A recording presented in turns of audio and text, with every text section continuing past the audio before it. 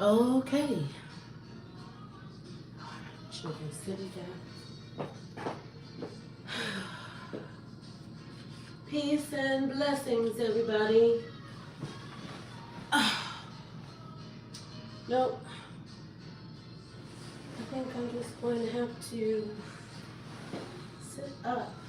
Uh-oh. Okay. So let's start it. Let's start over. Devil is a liar. Okay.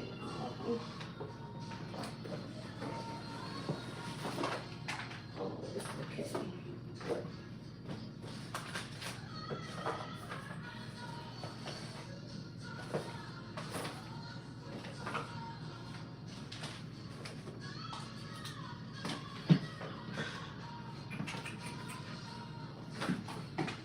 All right.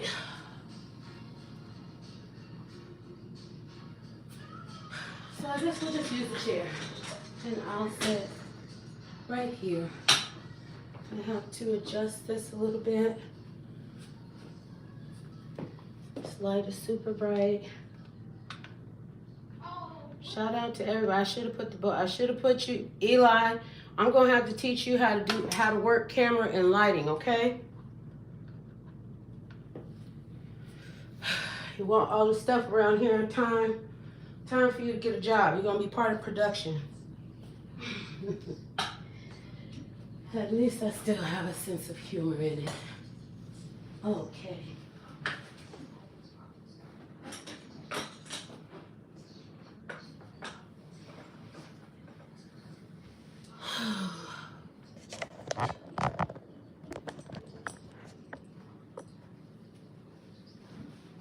All right.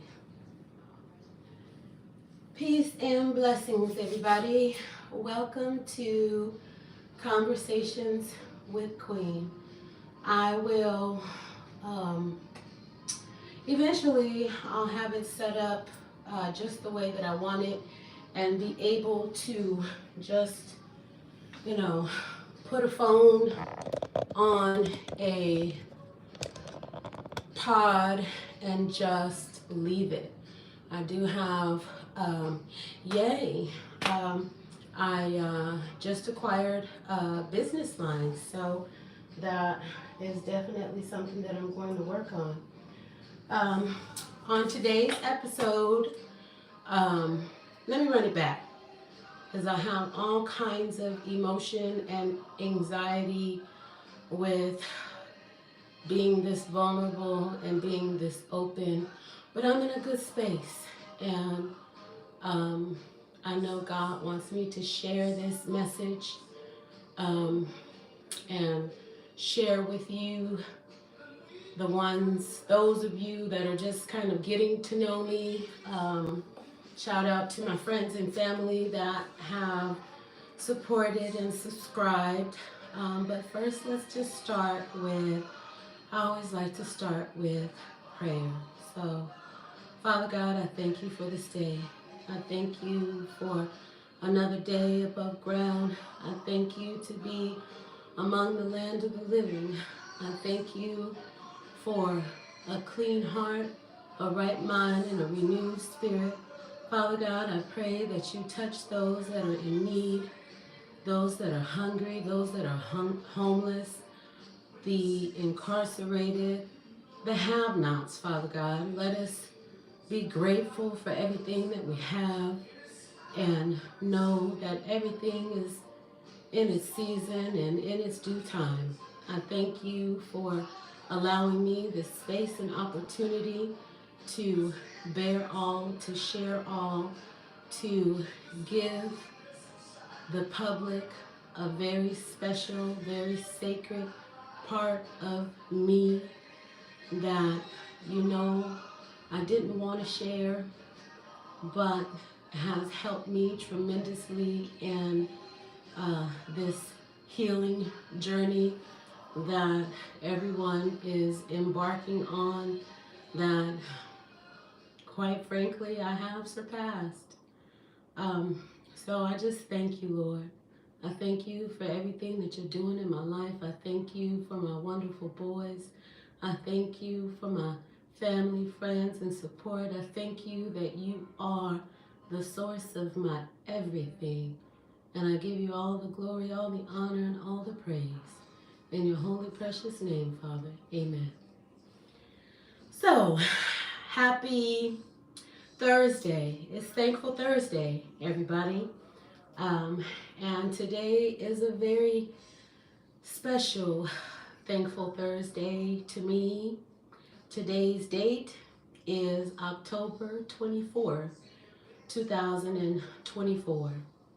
So, for those of you that know me, know that I am mother of all boys. I have 3 boys still living on my nerves just about every day. No, they're not. But my second born, who would be 18 this year, his birthday is the day after Halloween, so November 1st. Shout out to my Scorpios. But on October the 24th, 2013, the good Lord saw fit to take my baby home. And that was a place and in a space. And I will share with you kind of the well, I'm not short anymore, so I plan on maybe about an hour. I'm not going to go into everything because I simply just can't. Not in one episode. This is a whole decade plus of memories and lifetimes. So I pray that you're with me for the long haul.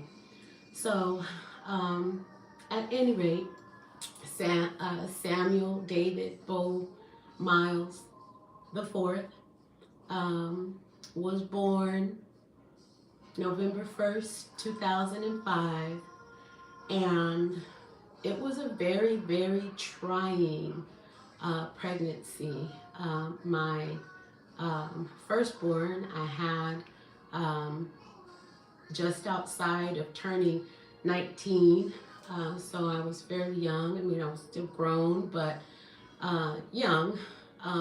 But I didn't have as many complications as I had with Sammy.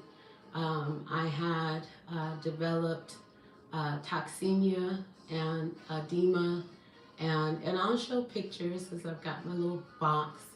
But I gained just outside of 100 pounds with that pregnancy, and thankfully at the time he was a good husband, and so I was able to just kind of take things light.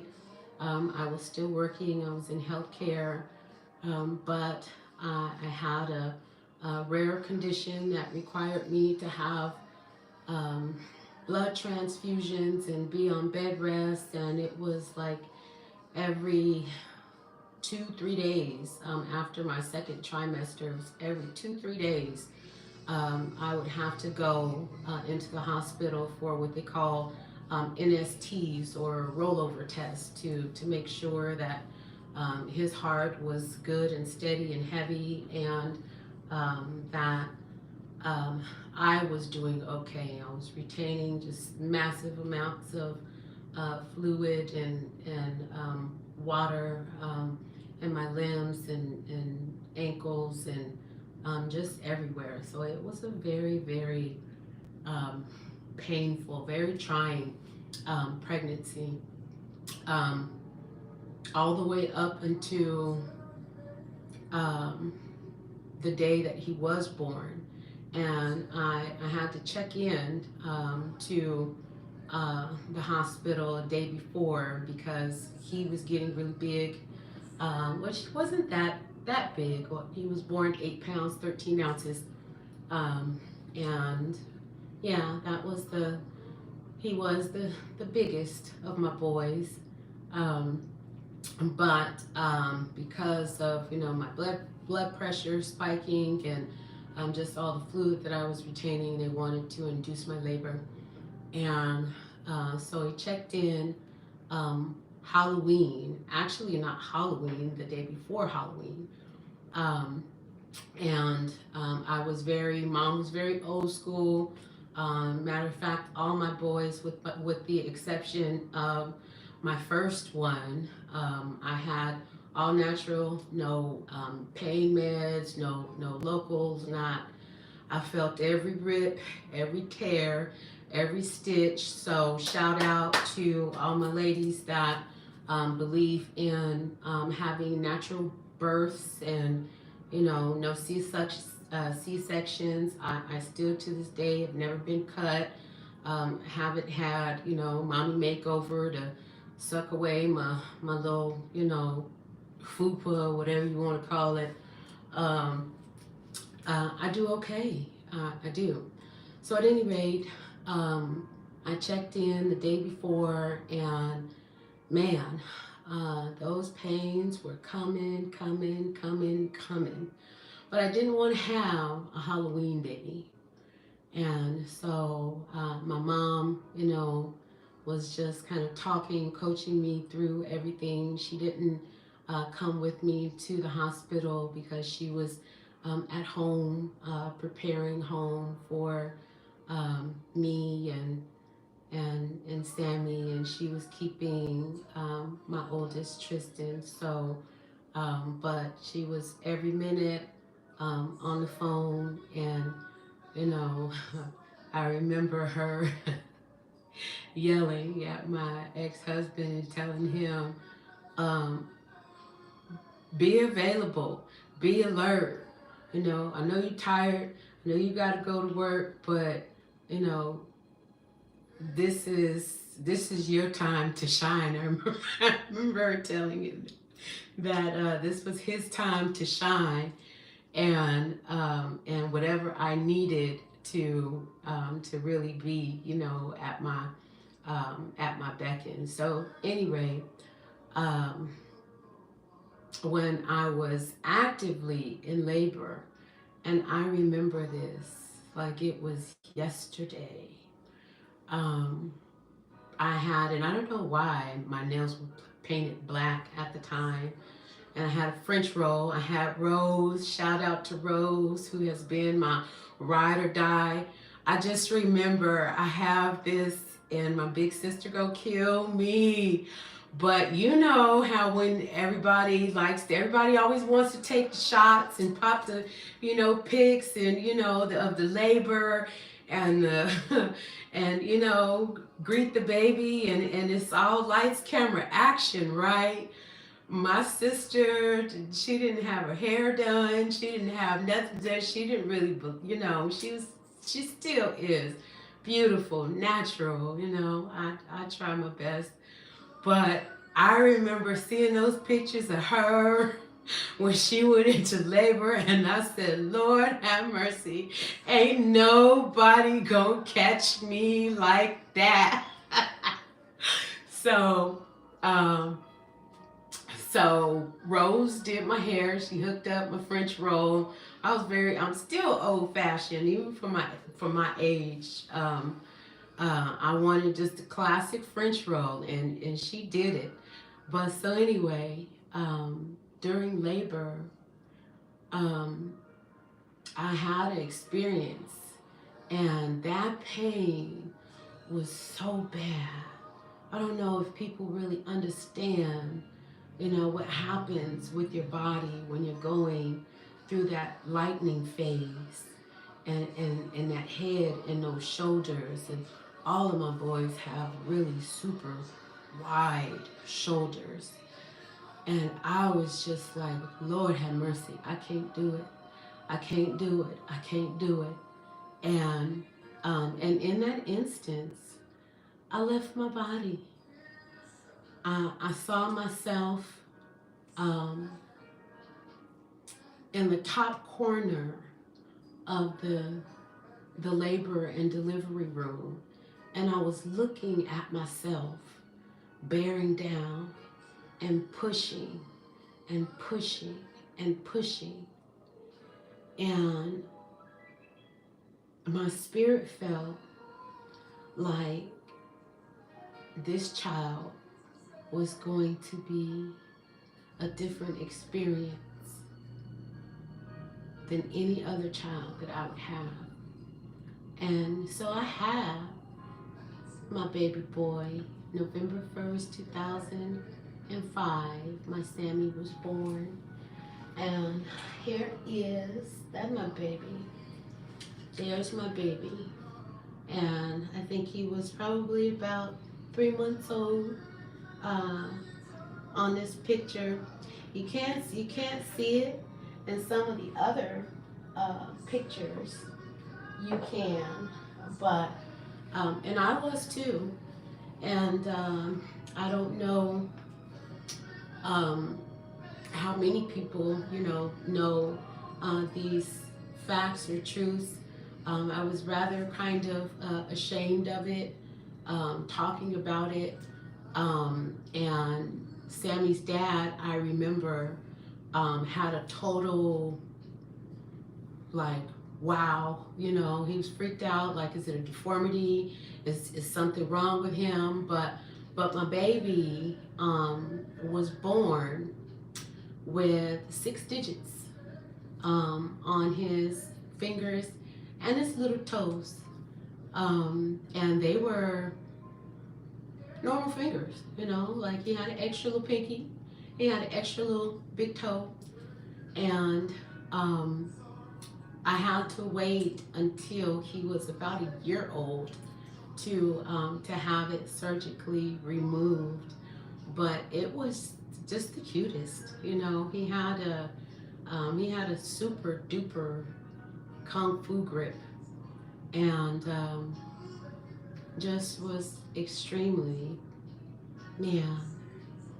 And I'll chime in conversations with my baby. I know he's watching me right now, like, wow, Mom, you really, that you already know. He already know, how much I love him, and how truly special and how different he was.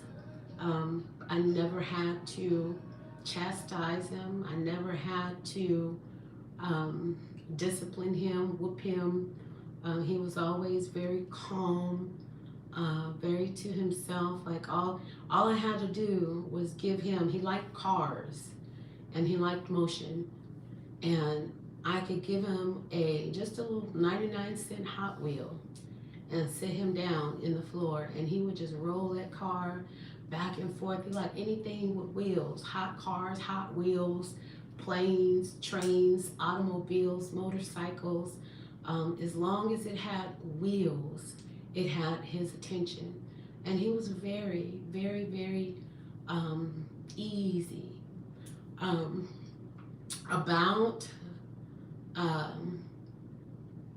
About a year, like right around that time, he was having the surgery to have his pinkies removed and his little toes removed.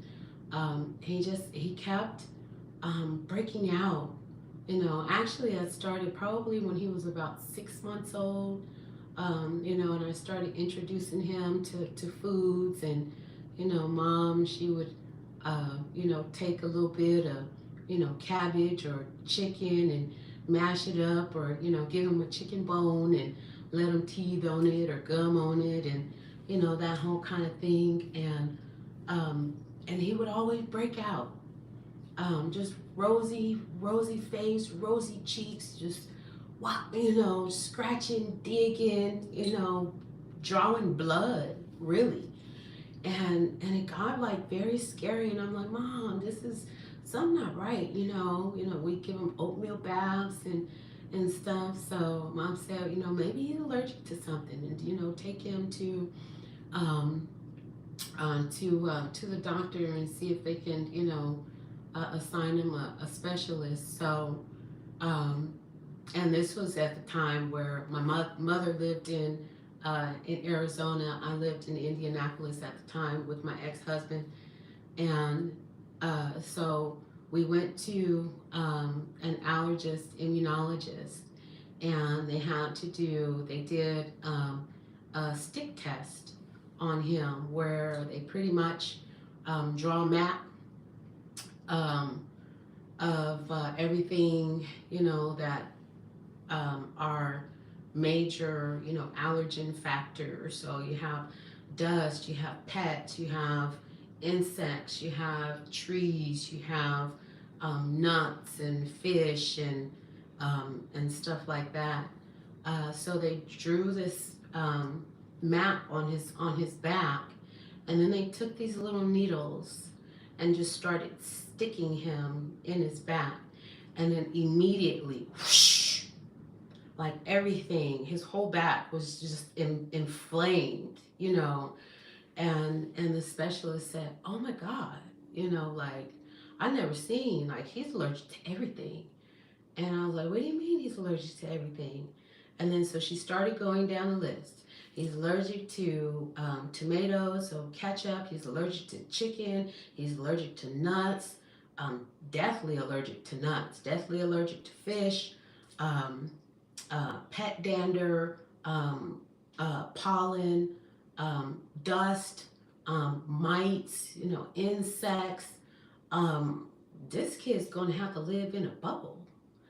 And I was like, what do you mean live in a bubble? Like, how do I, make it make sense? Because he's not going to be able to live in a bubble. So, what do I do? How do I keep all these allergens down? So, from that moment on, took all the anything nut based, peanut butter, fish. I didn't even cook fish. I just started, well, after he passed, and it even took me maybe about a year or two after that to start buying fish again.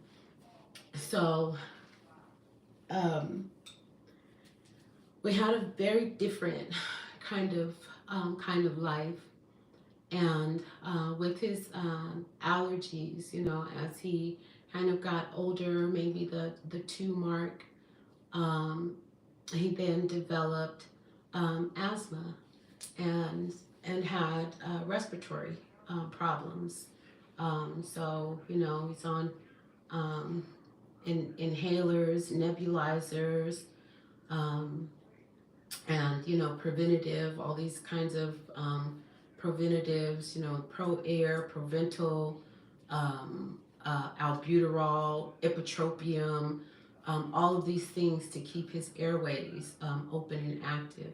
So um, it was a very, very different um, uh, mothering experience.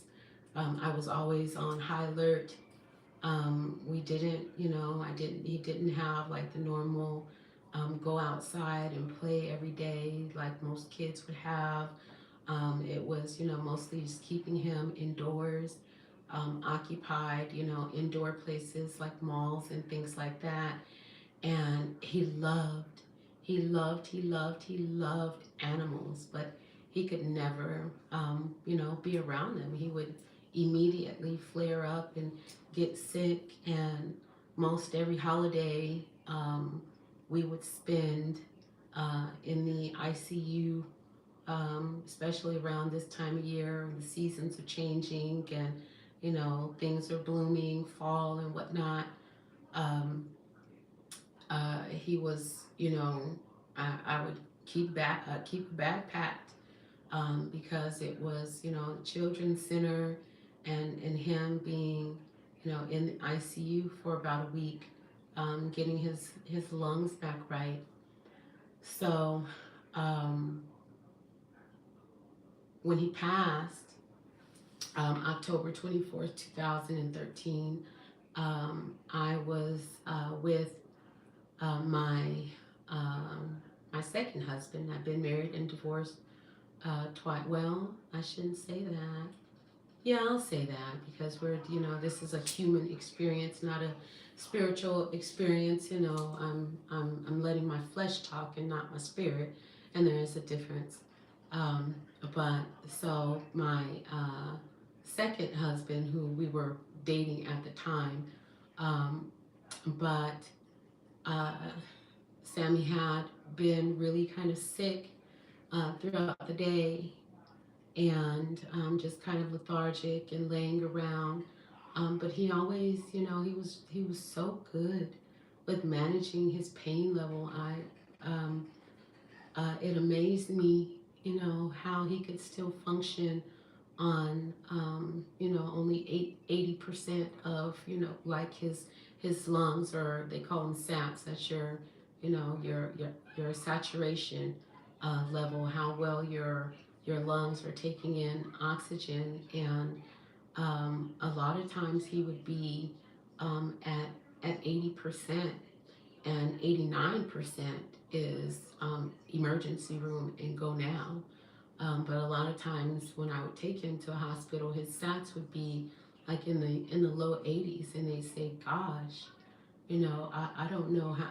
No, not too many people can function at even 90, 95." And so he was really kind of lethargic, but I knew that I was going to take him to the doctor, and I was waiting for um, my children's now, their father, to um, get back. And I lived in suburbs, so it wasn't, access to buses and, you know, it was very rural area.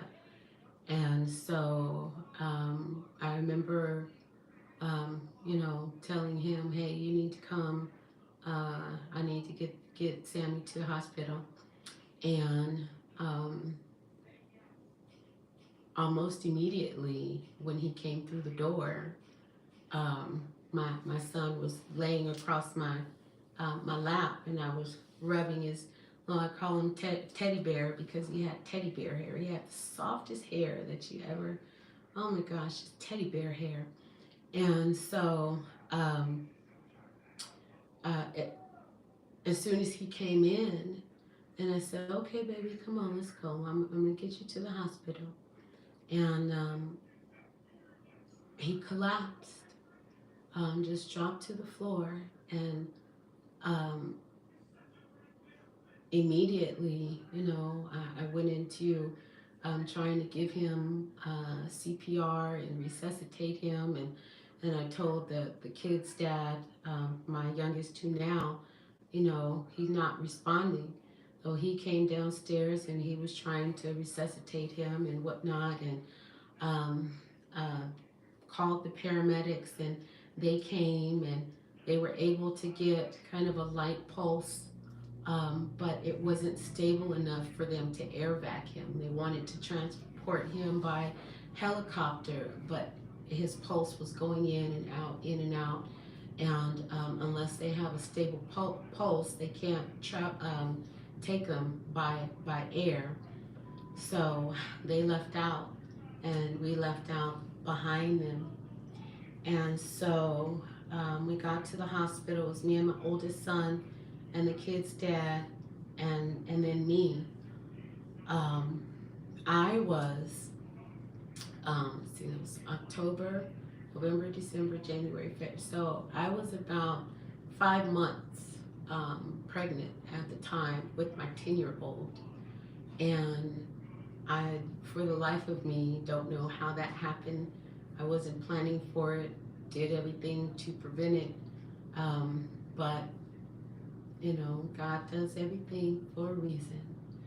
And so they had me in a wheelchair because I wanted to go back when they were reviving him. And so here they are, and it's the triage team, the crash team. They had all his specialists, United. Dr. Grieve was his head pulmonologist, Dr. Cynthia Legree, and they were around the clock working.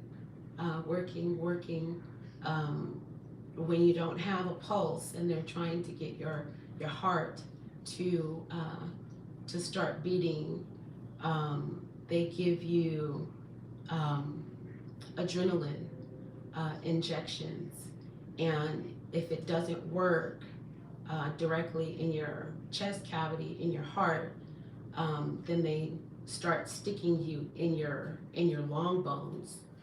So here I am, I'm seeing my baby with all these needles in his arms, in his legs, in his chest, um, just everywhere. And I felt when he left, and he left um, when the ambulance was turning the corner to my house, going to the hospital. And when that ambulance turned the corner, I felt that rip. And so, for you mothers that have lost children, um, there's something about when you carry a life and that life leaves before you leave. You literally, you feel that rip, and um, that is a indescribable pain.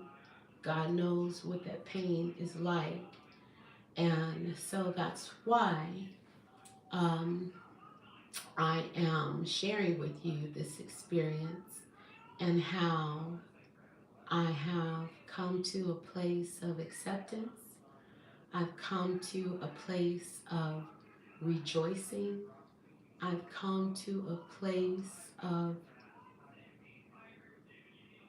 total, total joy and happiness because I still get to see my baby. And when you come out of the world, that's why God says we're in this world, but we're not of this world. When you embark on that spiritual journey and you get to ascend, because energy, a life form, God never makes a soul and destroys it. And the afterlife, you know, leaving this world and going to the next world is such an elevation. It is truly a beautiful way of life that if you knew and you could see how our loved ones are living in the afterlife, your tears would only be tears of joy. Your tears will no longer be painful and full of sorrow. You wouldn't be depressed and holding on to all of this baggage, because that's ultimately where we want to go. And I want to. When I see my baby, when I get to travel and go to the place in the stars, beyond the stars, beyond those gates, they truly are celebrating. They are living my baby. And I don't know what people think. I don't know about anybody else's experience but my own. But my son is a handsome young prince. He has grown up so beautifully, so majestically.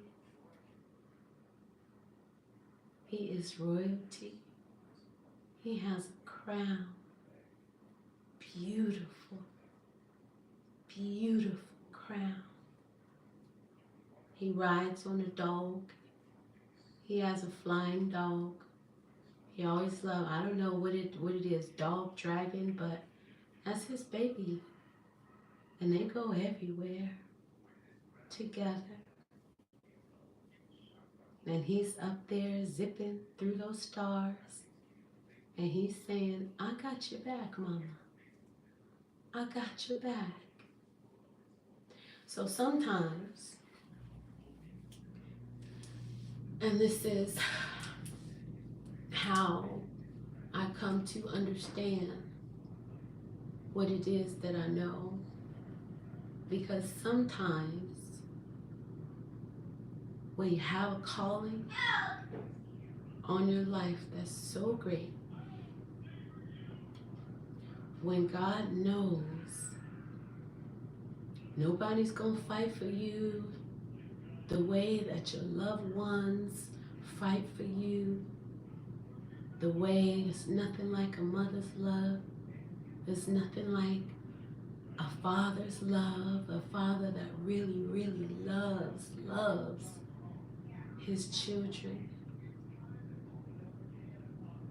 Nothing like your best friend that's got your back, that's solid through and through, that when everybody else, turn it back on you and you ain't got nobody else, that ride or die. Sometimes God says, you need spiritual backup for what you have on your life. And the darkness that you have to fight. See, we don't understand and we don't get it because most of y'all around here just living with your eyes and what your eyes can see. But I've been in the spiritual walk for quite some time.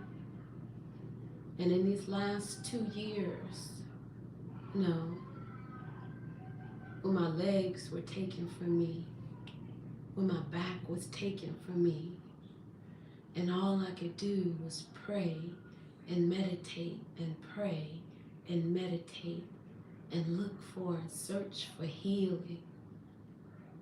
God said, I'm going to heal you. But I'm not just going to heal your back. I'm going to heal all of that hurt. I'm going to heal all of that, everything that you've been holding on to, that's holding you back, because you got to be no holds barred for me, for what I have for your life. You got to be all in. You can't have anything that's going to keep you from chasing me, from pursuing me, from getting what it is that I have to give. So in that healing process, he showed me that the people that we love, they're all part. We're all connected. They're part of the stars now and the cosmos. We will be when it's our time. But God says, thy kingdom come, thy will be done on heaven as it is in earth. So before the end is over, the world has to be eradicated of evil. The darkness has to be defeated. So those of us that are here representing the light have to get in this fight and get in it for real. It's not going to be a pretty fight. Might be some bloodshed. Even God takes life. He make it. Really, he's the only one that has authority to take it. And if he gives you authority to take life, I'd rather take that life than suffer the consequences of being disobedient to my Father. But that's a little bit heavy. And we don't want to be heavy, because you need to receive the information. You need to heal.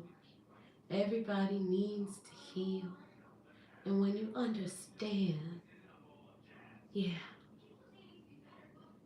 that God wants, He wants your pain. He wants you to be able to trust Him with your pain because He knows why it's there. While we hide it from the rest of the world, we can't hide anything from Him. So I stop hiding because if my papa knows everything that's going on with me, if he knows why I hurt, why I cry, why I'm happy, why I'm sad, if he knows, why would I care who else knows? See, we live in a world that's so afraid, so concerned, so wrapped up in what everybody else is thinking. Who are they? Who is anyone to lay judgment? Who is anyone that you should be ashamed of saying how you feel, saying what's on your mind, or living your truth? Who is anyone? I don't care about their positions. I don't care about their bank account status. I don't care about their accolades. I don't care. God don't care nothing about it either. So all these people running around here boasting about, I've been to this and I've been to this school and I'm summa cum. You ain't never gonna graduate from the kingdom of the Most High. And that should be the only school that you worried about being credentialed in. But everybody thinks so much of themselves when we all just dirt.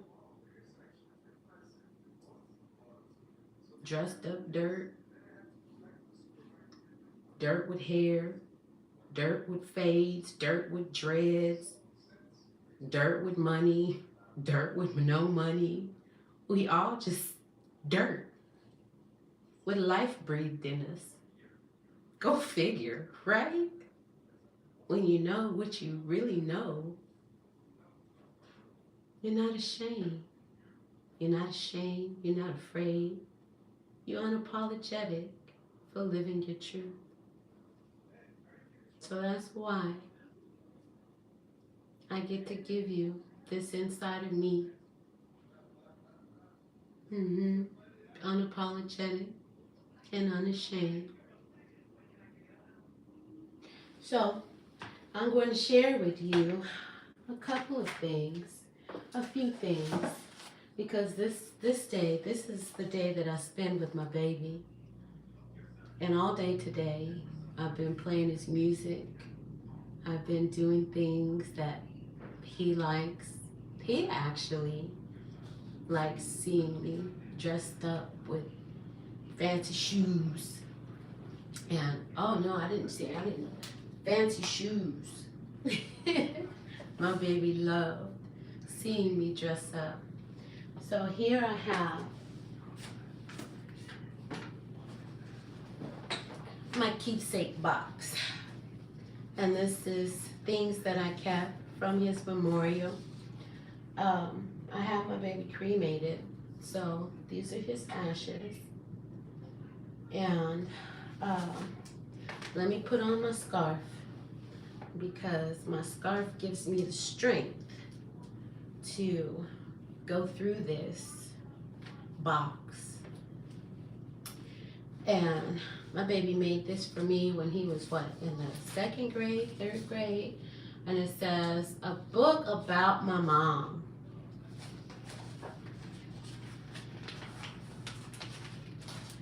My mom likes to eat salad and chicken skin, but don't give her cold stuff.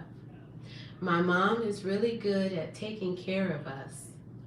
In the summer, my mom likes to swim and stay in the house.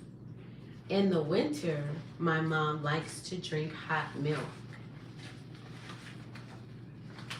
My mom likes to go shopping with me. My mom looks pretty when she dresses up. If I could give my mom something special, it would be love. My mom is funny when she dances.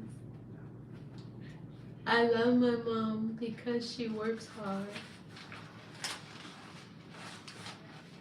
A picture of my mom and me. And to this day, no one has ever been able to read me like he read me.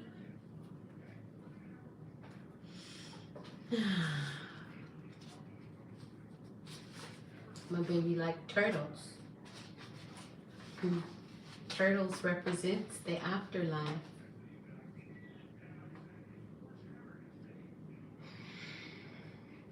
Shout out to Pastor Barnwell,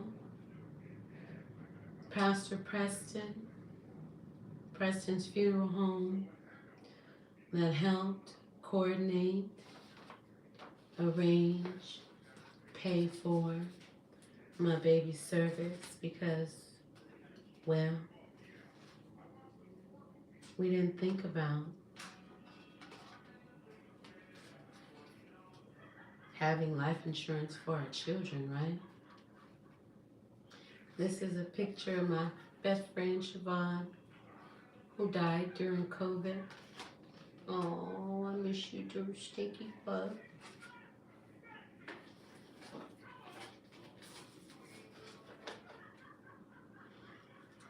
Part of the flowers from his casket spray. And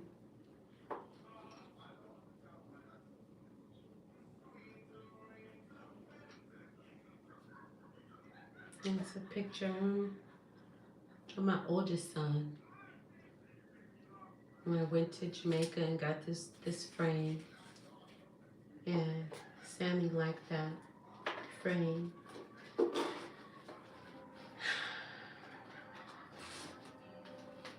Where did it go?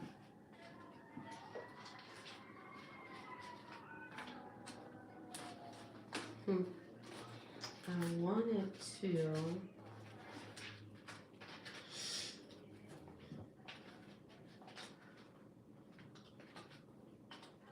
Oh, this was something.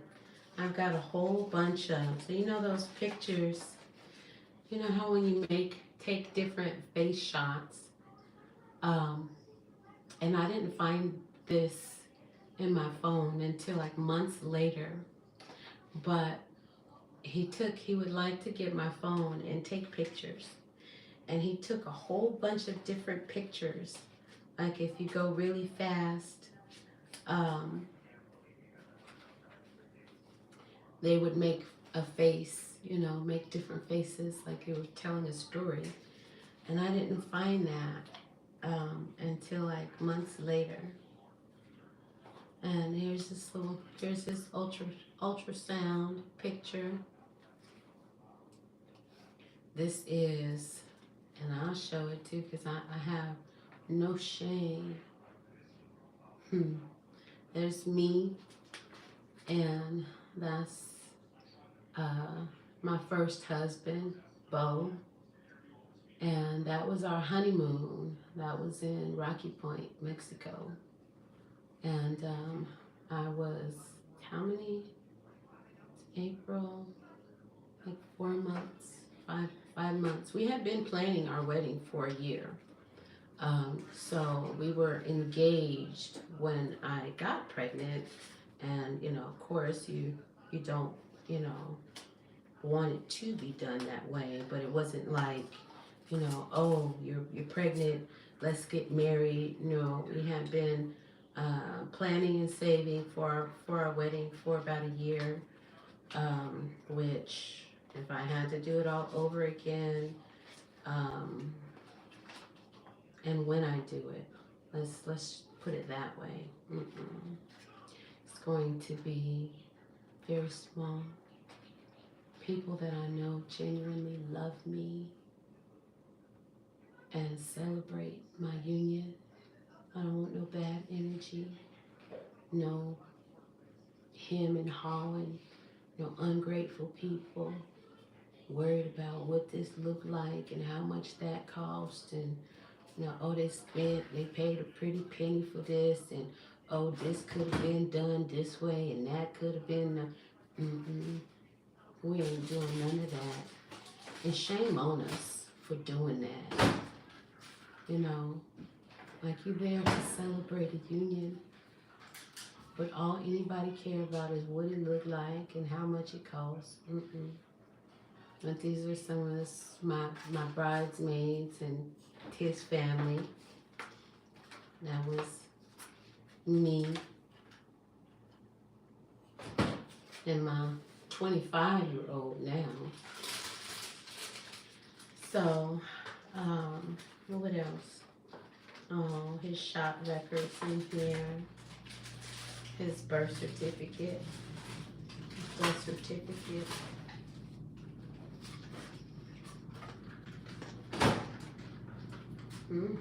Lord have mercy. My beautiful family. My girlfriends is from on the far end on this side. That's my cousin Marietta. On the far end on the other side is my sister Rochella. And then it's my oldest sister, one of my best friends since childhood, Charnette, and her cousin Keisha. So we did that. And I remember I was the runaway bride the night before the wedding. The venue space, which was my girlfriend's house, she was supposed to have prepared, and I took turf and outside lighting, centerpieces, and the day before the wedding, when we went to do the walkthrough at the location at the resort and then her house, nothing was done. So me and all my bridesmaids, instead of me having bachelorette party with my pregnant self, we pulling weeds and leveling dirt and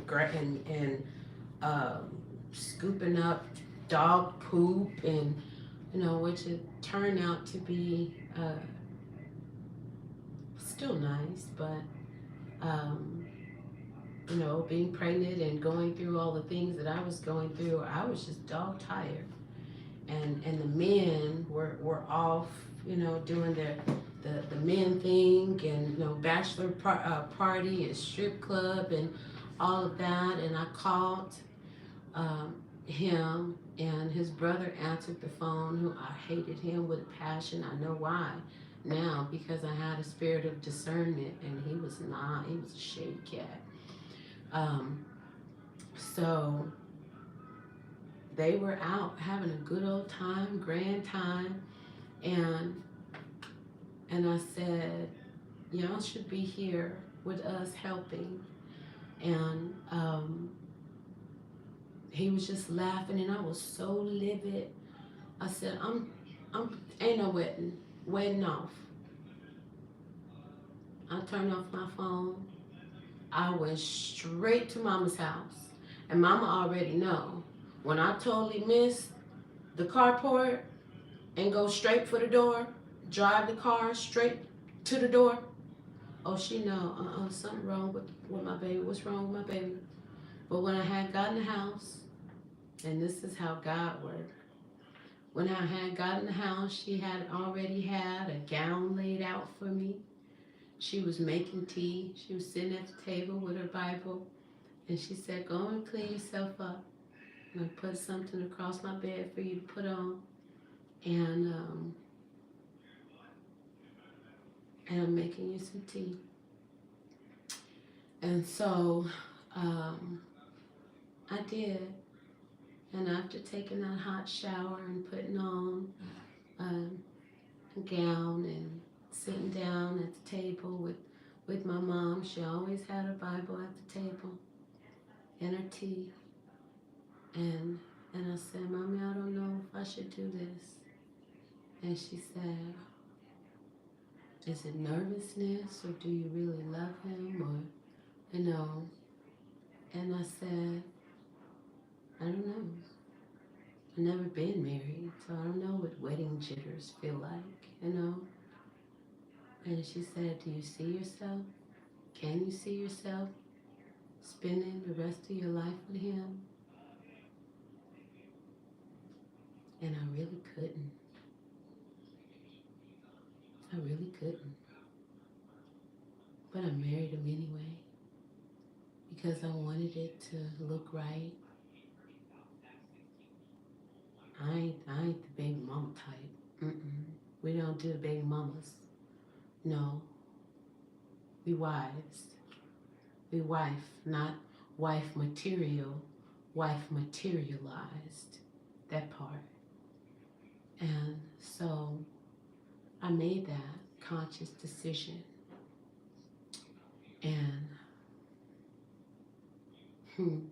I was just watching an episode, and I told them boys, I said, I'm coming for y'all. I was just watching Hardly Initiated, and they had Yada and Anton, whatever his name was. But the message was all wrong.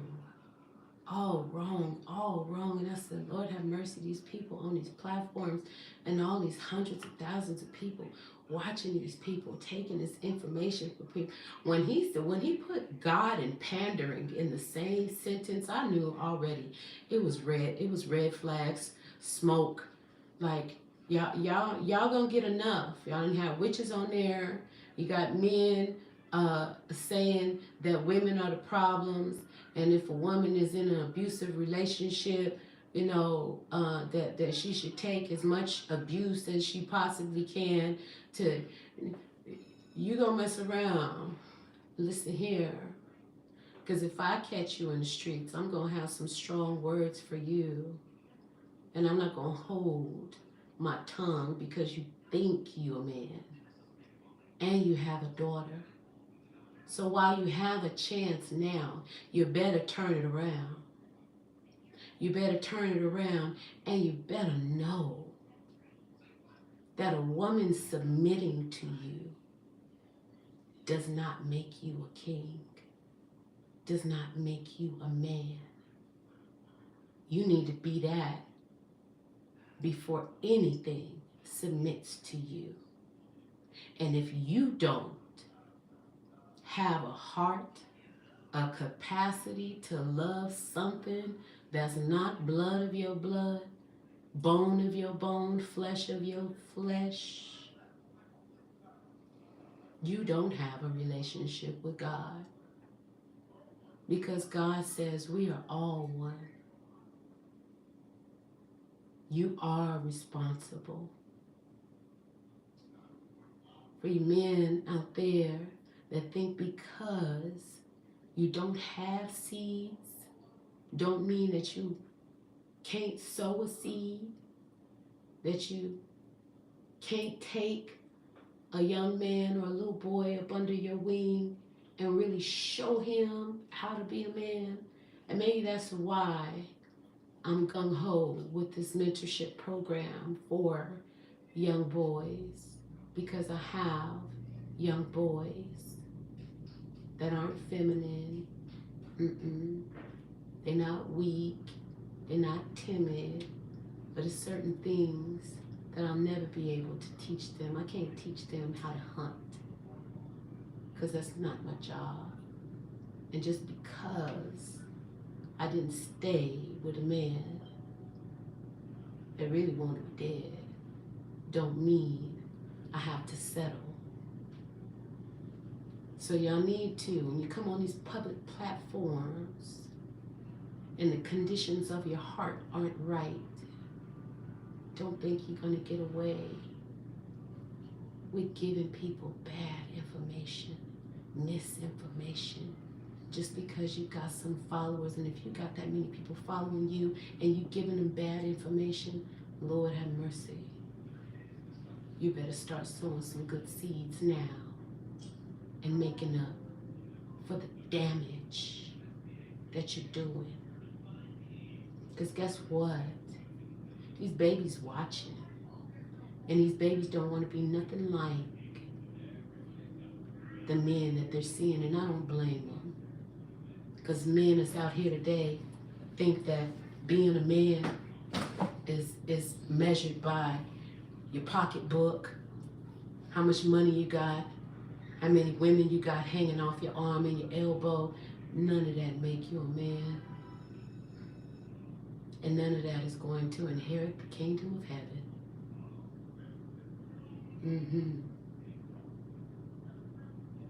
I'm in this world, but I'm not of this world. So my message to the black man, while we working on us, while us, because most of it's really not. I ain't got no problem in doing what a man tell me to do. If I know he doing what God telling him to do. Hands off the wheel. But a lot of you men running around here thinking that you God. That ain't gonna work, huh? It's not. And I'm here to tell you, you're gonna have to really clean it up. And start giving the right messages. And first of all, and you hear this now. Should no man be giving a woman advice on anything because you're not a woman? And your message and your advice to a woman should never be to look for a man. Look for a man that's got his stuff together. Look for a man that's not. A woman's job ain't to look for nothing. Because she's the treasure waiting to be found. And if she ain't been found yet, then that means it ain't her time yet. Don't ever tell a woman to go looking for nothing, because that's not her job. Love will come to her, or God will come to her when God says it's time. Y'all running around here jumping guns on stuff because you focus too much on what you want. I stopped praying for what I wanted a long time ago, because what I wanted didn't get me anything that I thought it would. So I said, no. God's will be done. And when you see it like I seen it, our will is nothing compared to God's will. So you might want to start praying for God's will in your life and stop praying for what you want in life.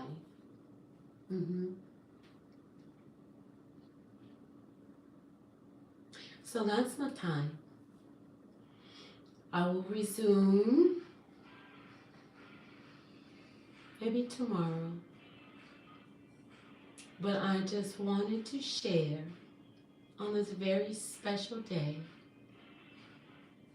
And I'll have another celebration for him. His birthday is coming up the day after Halloween.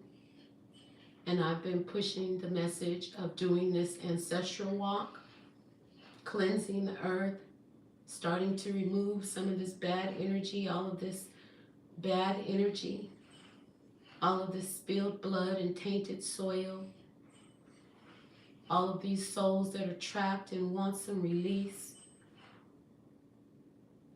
Why Mother Nature is tearing up everything from the East Coast to the West Coast, all these floods, hurricanes, tornadoes, because we ain't been treating her right. So if we want her to start treating us right, we need to start treating her right. And like I said, start cleansing, especially us women, us ladies. That's our job, to take care of Mother Nature, to get out there and plant and pot. You see my pot, you see my plant over there. I've had to plant my pot 3 times since having my sister's circles here at my house. 3 times. Now I'm going to start taking the foliage and I'm going to start giving them to my sisters when they come, because when we get together, we create life, we bring life, we charge life. And if we're not gathering together, we're not charging life, we're not charging the earth, we're not giving her the energy that she needs to give back to us. So she's pissed off, quite frankly. And me being one with nature, maybe that's why I've been so crazy this last month. All these moons and these cycles, and I've been fists of fury around here. And that's because I'm in tune with nature. I realize and I recognize that she needs us and we need her. So we got to start coming out of these flesh conversations, because this flesh don't matter. This flesh is just a mode of transportation. It's not what you are, it's what you're in. We need to get back to our roots, back to our nature, back to the beginning. Yeah. I love you. I thank you for watching. Peace and blessings.